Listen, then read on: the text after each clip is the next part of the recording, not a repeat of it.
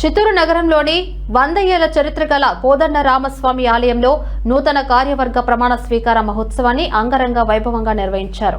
ముఖ్య అతిథిగా చిత్తూరు ఎమ్మెల్యే గురజాల జగన్మోహన్ పాల్గొని నూతన చైర్మన్ మధు నాయుడు కమిటీ సభ్యులతో ప్రమాణ స్వీకారం చేయించారు. ఆలయ ప్రధాన అర్చకులు వేణుగోపాల స్వామి మంత్రోచ్చారణతో ఆలయ మర్యాదలతో ఎమ్మెల్యేను నూతన కార్యవర్గ సభ్యుడు ఘనంగా సన్మానించారు.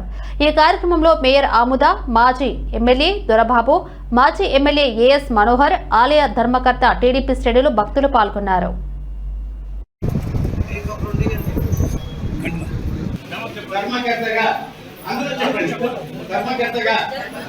నాకు తెలిసిన తెలుపబడిన ఏ రహస్య విషయమైనా కానీ ఈ కోదండ రామస్వామి టెంపుల్ చైర్మన్ మరియు మెంబర్స్ అందరికీ కూడా పేరు పేరుగా నా హృదయపూర్వక నమస్కారాలు తెలియజేసుకుంటున్నా.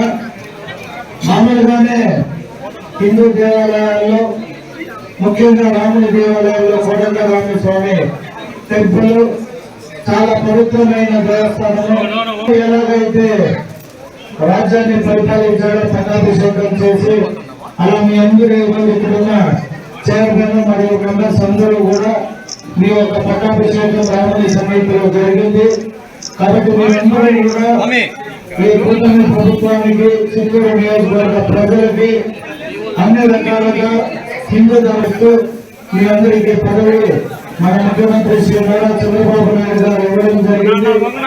మీ అందరి పైన నమ్మకంతో నేను మీ అందరి పేరును కూడా ప్రపోజ్ చేయడం జరిగింది. కాబట్టి మన పేరు, మన ఊరి పేరుని కూడా నిలబెడతారని ఆశిస్తూ సెలవు తీసుకుంటున్న ఆంధ్రప్రదేశ్ ఆచార వాహన రామం